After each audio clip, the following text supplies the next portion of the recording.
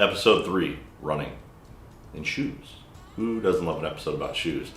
Anyways, so this episode we're going to talk about my hill training that I incorporated with some lower heart rate training. I did a 5K at the beginning of February, and I did a 5K towards the end of February into March.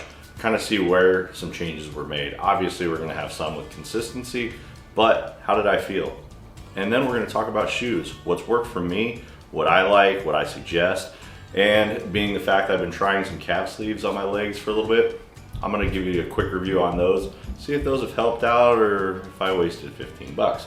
But before we do this, got to get my shoes on. We're done with work. I got to get out there. I got to run my hills today. So we'll see you in a minute.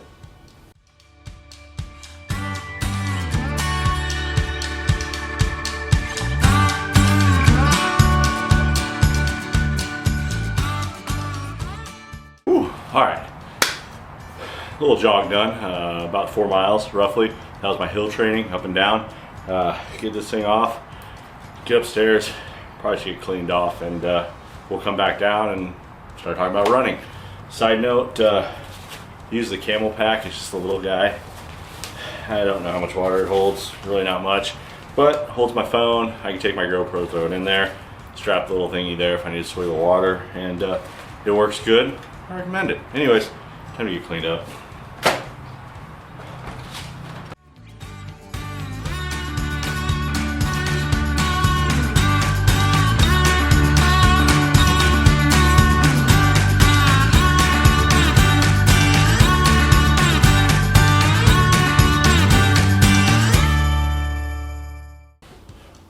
Barefooted sucks.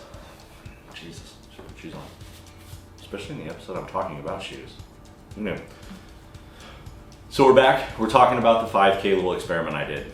Beginning of February, I went down to SeaWorld Drive. I ran a 5K.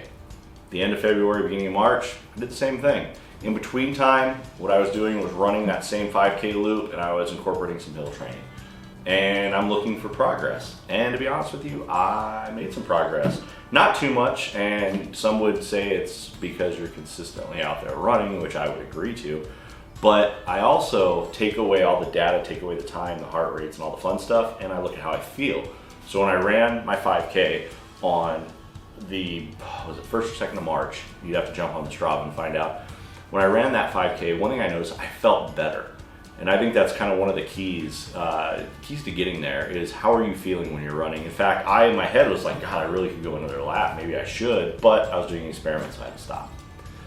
So with that, we talk about it. When I first started out, I was almost at a 12-minute per mile pace. Again, I was walking part of this because it hurt. 35, almost 36 minutes. Next one I ran was a 10:45, coming in at a 32-minute pace, or 32-minute time frame. Be honest with you, I just went and ran it again, and it was faster than this. So there's some positives and some negatives. So next thing let's talk about is data, and sometimes we got to put it away.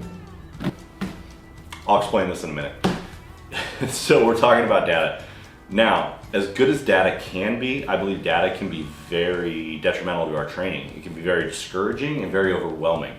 Now, when you get into triathlons or you get into all these different events and these sports that you go out and you watch all these YouTube channels, kind of like mine, one of the biggest things that I believe people get discouraged about is seeing how overwhelming data streams are, and you have to calculate this and you've got to calculate that, and the maffetone method this and the so-and-so method that. It's exhausting. Sometimes you just need to get out and you need to go run. Now, do these things help? Absolutely. Does heart rate training help? Absolutely does it. But, and the reason I have this podcast here on YouTube on during the back of my display here, this is a Bear Performance podcast with Nick Bear and Jeff Cunningham, which I'm sure most of you have seen his stuff. Jeff Cunningham is one of his running coaches who's gotten through marathons, working on a 250. And in fact, I'll link this down below. There's a few keys to this, and I believe the first half of this is very good for beginners. And the back half of it, if you're a beginner, I'd probably turn it off because it gets into a lot of technicals, which are great for people who are out there really going to that next level. But what's good about this is Jeff Cunningham says a few things. One, we fall victim to data, which I absolutely agree with. Number two, sometimes you look down at your watch when you're training and you're like, ooh, I gotta stay below this, I gotta stay below that. But how are you feeling? And I absolutely, in fact, I was running today listening to this podcast on my phone, and as I was running, I was falling victim. I'm looking at my watch and I'm like, oh, good God, I gotta slow down. But I felt good. I felt I didn't feel the pain. I didn't feel anything. It was, I gotta push a little bit harder. Does that mean I go to the wall? Absolutely not. But it means I can strive a little bit harder. I can give a little bit more. So kind of in homage to using this in my video, Nick, just wanted to throw that one out there. Anyways, next, let's talk shoes, because shoes and insoles are very important. All right, so we're back. We're talking shoes. And shoes are very, very important. And let me tell you, I've made a lot of wrong decisions, and this is by far not a quarter of what I own for shoes. It's kind of embarrassing. Anyways, shoes are very important for a lot of reasons, and I found that out absolutely the hard way. From what type of work boots you buy, what type of casual shoes you're gonna wear around, the quality of your cycling shoe, what do you wear when you just walk around, what do you lift weights in, what are you running? So when you're buying shoes, there's a lot to think about, and I don't think that a shoe should be an all-around shoe. So being this is an endurance channel, I'm not gonna bore you with the work shoe. I do use Red Wing, awesome boot. I'm not gonna bore you with the casual shoe, just something I like to wear, put a pair of jeans on, go out. Not gonna bore you with the cycling shoe. Basically though, triathlon makes, get you a triathlon shoe. One of the biggest things I can recommend when you're using a triathlon shoe though, even though a lot of people don't do this, put an insole in. It will help displace your power throughout the whole shoe, and your pedal, it makes a world of difference. Highly recommend. So let's talk about the importance. First and foremost, where you buy your shoes does make a difference. If you go to Big Five to buy your shoe, I firmly believe you're buying a lesser quality. It's not about the store, it's about the products that Nike, Adidas, and all these store companies send to Big Five. Dick's Sporting Goods has kind of fallen into that. You can take a Dick's Sporting Goods a Nike shoe and take it over to an actual running store, and you're gonna tell a difference. I know some people argue about this, but facts are facts and truth are truth. So I learned that the hard way. One of my biggest things that I do is I go to Road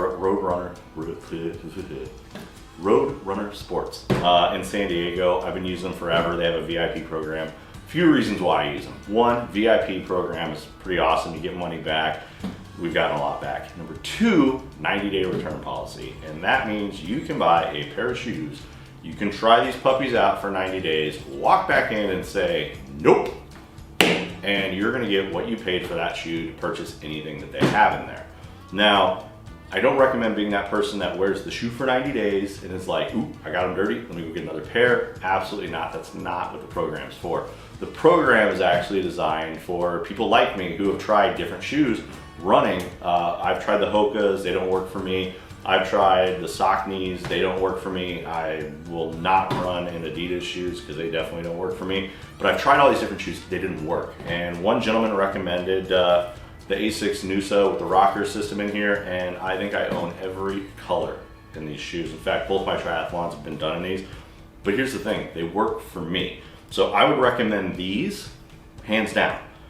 But it's not gonna work for everybody. So depending on the type of foot you have, the shape of foot you have, what you need in your shoe, this may work for you and it may not work for you. It's kind of like On Cloud. On Cloud, I love these shoes for my everyday, for walking around when we go places. I can't run in these things. They suck for me for running, but that's my foot. Obviously doing a Reebok, a weightlifting shoe, flat shoe, these aren't designed for running. I use these for weightlifting, helps me get the power through. And to be honest with you, I really like the Nano X1s are what these are. So when you guys are out shoe shopping and you're looking for something, test a few pairs of shoes out, pay attention to where you're going. People spend thousands on their triathlon bike and they find the cheapest shoe they can possibly do, and they wonder why at the very end their feet hurt. But there is an answer that may help fix why your feet hurt. I think we need to get into that next. Insoles. We are talking insoles. Now, some people will make a comment that, why am I gonna spend money on insoles? Because these things can range from 10 bucks to 300 bucks, depending on what you buy. I do not recommend the Dr. Scholl's. I think they're garbage. They just start deteriorating pretty quickly. As for the orthopedic ones, a lot of medical insurances do cover it, so I do recommend looking into that. But that being said, where I started was real simple. Went on Amazon, I found a pair of soles. Funny. Found a pair of soles. They are just more of a basic. They are extremely firm, made out of cork material, super light. I've got the thinner blue ones here. These live in my work boots. They weren't really that good for running. Walking around, they were pretty good, but my work boots, these fit really good. My feet are snug. I'm a happy camper. I can go all day in those puppies. Now, when it comes to doing everything else, my running and everything, I actually have two different pairs from Roadrunner Sports. I've got the red ones, which red are thin.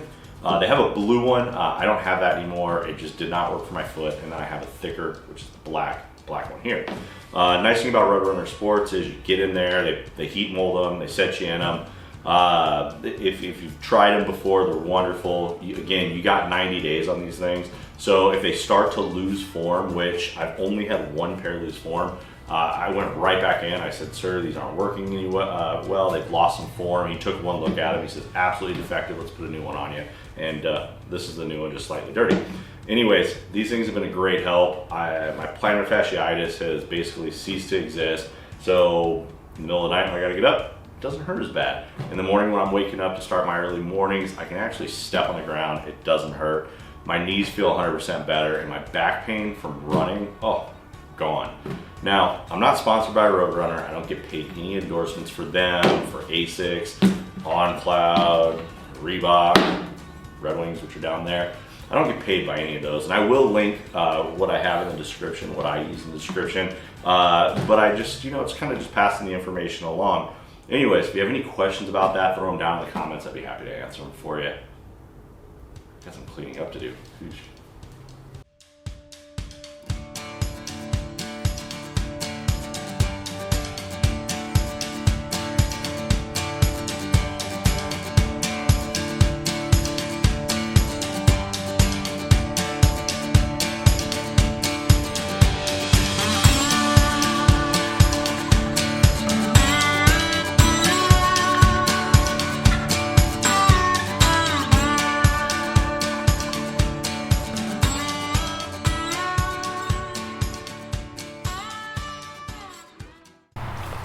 Calf sleeves, compression calf sleeves.